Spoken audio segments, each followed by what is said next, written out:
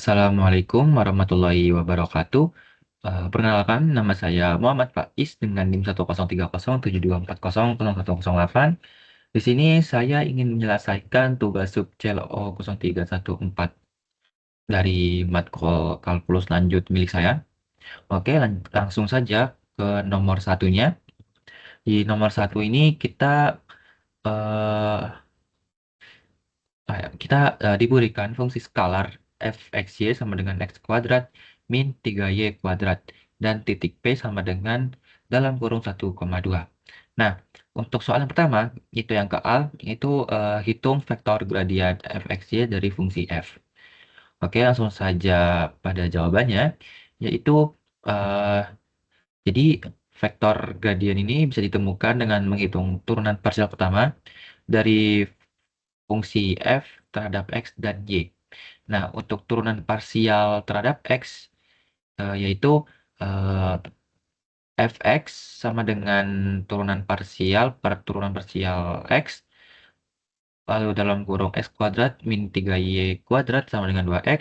Lalu untuk turunan parsial terhadap y, yaitu kita sebutnya d parsial per d parsial y, dalam kurung x kuadrat min 3y kuadrat sama dengan min 6y. Maka vektor gradien dari fxy itu adalah fxy sama dengan fx, fy yang berarti sama dengan 2x, min 6y.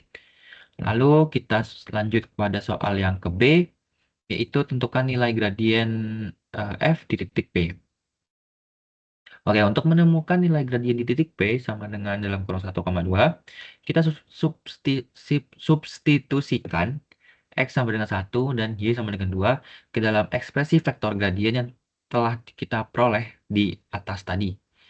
Nah, yaitu berarti f dalam kurung 1,2 sama dengan 2, lalu dalam kurung 1, min 6 dalam kurung 2 sama dengan yang berarti yaitu 2, min 6, 12.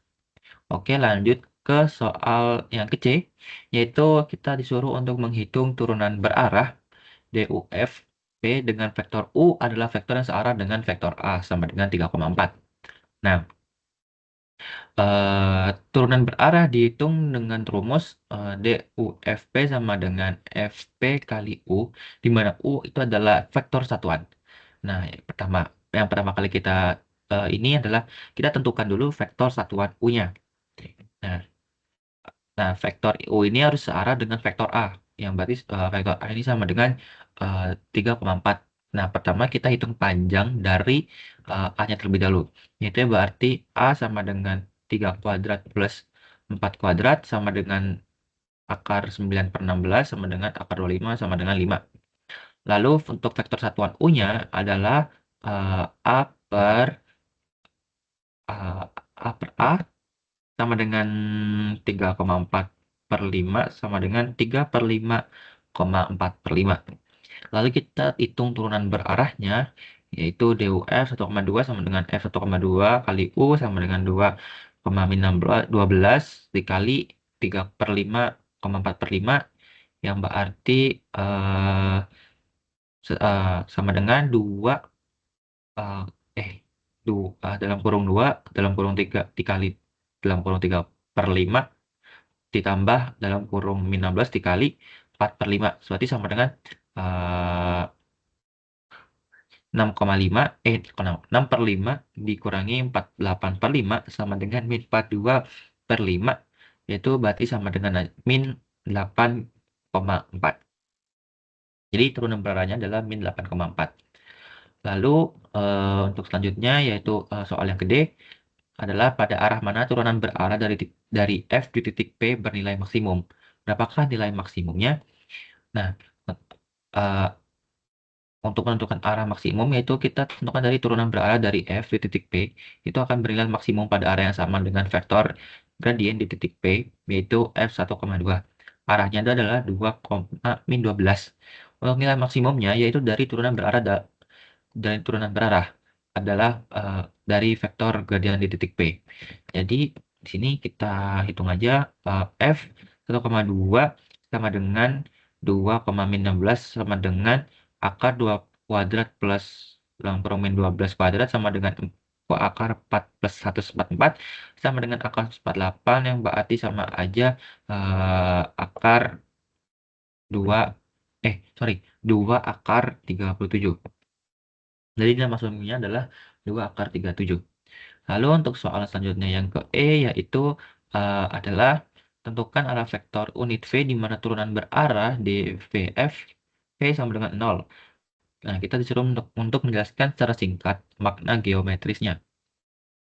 Oke, nah turunan berarah dVFP ini akan bernilai jika vektor arah V itu eh, tegak lurus terhadap vektor gradian. Nah, eh, untuk caranya yaitu pertama kita menemukan kita temukan vektor ortogonalnya terlebih dahulu. Misalkan V sama dengan V1, V2 adalah vektor satuan. Agar ortogonal terhadap F1,2 sama dengan 2, min 12, maka hasil perkalian titik mereka harus 0. Yang berarti di sini 2, min 12 dikali V1, V2 sama dengan 0. Lalu dv1 dv kok D 2v1 min 12 v2 sama dengan 0 yang berarti v1 sama dengan 6v2.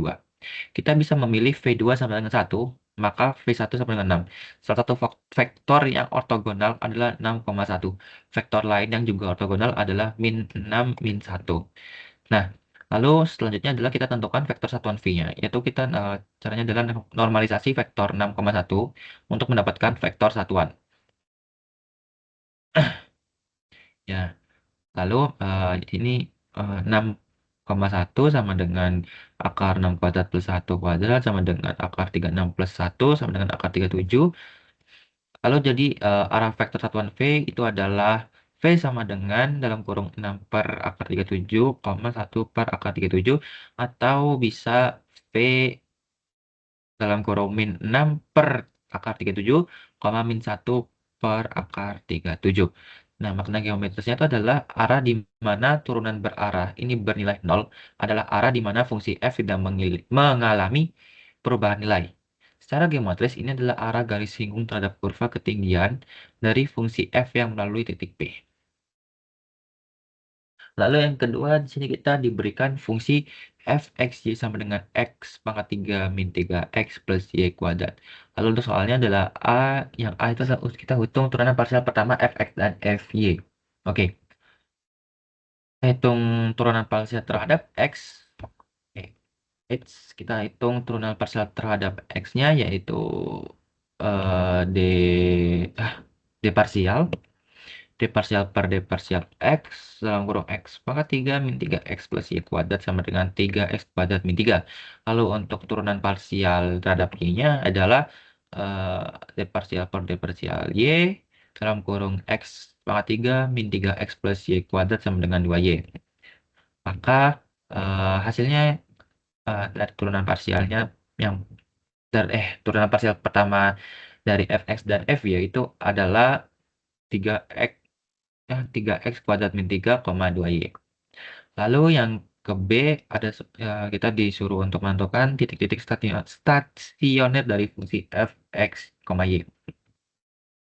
Oke, titik stasioner ini terjadi ketika gradien sama dengan 0, yaitu fx sama dengan 0 dan fy sama dengan 0. Nah, dari fx sama dengan 0 adalah 3. Kita hitung 3x kuadrat min 3 sama dengan 0. Lalu 3 dalam kurung x kuadrat min 1 sama dengan 0, x kuadrat sama dengan 1, lalu x sama dengan 1 atau x sama dengan min 1. Lalu dari fy sama dengan 0, yaitu 2y sama dengan 0, atau lalu selanjutnya adalah y sama dengan 0. Nah, maka dengan mengamankan di dengan mengamankan hasil fx dan fy, kita dapat dua titik stasioner yaitu 1,0 dan min 1,0. Oke. Lalu pada soal yang ke C, yaitu adalah hitung turunan parsial kedua, yaitu fxx, fy, fxy. Nah, kita menggunakan uji turunan parsial kedua ini dengan diskriminan dxy. dxy, sorry. Oh ya, maaf. Yang kecil adalah kita tentukan parsial keduanya, yaitu untuk f(x(x) adalah sama dengan d parsial per d parsial x dalam kurung 3x kuadrat min 3 sama dengan 6x. Lalu untuk yang turunan parsial kedua terhadap FY adalah sama dengan D parsial per D parsial Y dalam kurung 2Y sama dengan 2. Lalu untuk yang terhadap XY sama dengan D parsial per D parsial Y dalam kurung 3 X kuadrat min 3 itu sama dengan 0. Oke, lalu lanjut yang ke D, yaitu kita ujilah titik stasioner. Apakah merupakan minimum lokal, maksimum lokal, atau titik pelana. Nah, kita menggunakan uji turunan parsial kedua ini dengan diskriminan dxy sama dengan fxx dikali fyy min dalam kurung fxy kuadrat. Nah, lalu kita masukkan nilainya, yaitu dari yang sebelumnya, dari soal C yang sudah kita kerjakan sebelumnya, yaitu menjadi dxy sama dengan 6x kali 2 min 0 kuadrat sama dengan 12x. Nah, lalu setelahnya untuk titik 1,0 yaitu D 1,0 sama dengan 12 dalam kurung 1 sama dengan 12 karena D lebih dari 0. Lalu untuk fxx-nya fx 1,0-nya adalah sama dengan 6 dalam kurung 1 sama dengan 6 karena fx lebih dari 0, maka titik 1,0-nya ini adalah titik minimum lokal. Lalu untuk titik min 1,0 ya, yaitu D min 1,0 sama dengan 12 dalam kurung min 1 sama dengan min 1. Karena D kurang dari 0, maka titik min 1,0 ini adalah titik pelana atau saddle point. Oke, lalu lanjut ke E, yaitu jika ada titik maksimum atau minimum lokal, tuliskan apakah titik tersebut merupakan titik maksimum atau minimum global. Nah, fungsi ini tuh memiliki satu titik minimum lokal di 1,0 dan tidak memiliki titik maksimum lokal. Jadi, nilai fungsi di titik minimum lokalnya itu adalah F 1,0 sama dengan 1, eh, F 1,0 sama dengan 1 pangkat 3 min 3 dalam kurung 1 plus 0 kuadrat sama dengan min 2. Nah, untuk menentukan apakah ini minimum global, kita tuh perlu memeriksa perilaku fungsi saat X atau Y mendekati tak hingga. Pertama, kita perhatikan nilai fungsi di sembilan sumbu min X, di mana Y sama dengan 0, yaitu F dalam kurung X, 0 sama dengan X pangkat 3 min 3X. Nah, lalu saat X itu adalah min infinite, fx, 0, maka dia adalah hasilnya adalah min infinite. Kalau kita dapat menemukan nilai fungsi yang lebih kecil dari min 2, misalnya dengan memilih nilai x negatif yang besar, maka titik minimum lokal di 1,0 itu bukanlah titik minimum global. Jadi fungsi ini tuh tidak memiliki maksimum atau minimum global. Dia hanya memiliki satu titik minimum lokal, yaitu di 1,0. Oke, terima kasih sudah mendengarkan. Mohon maaf jika tadi ada salah. Oke, sekian dari saya. Assalamualaikum warahmatullahi wabarakatuh.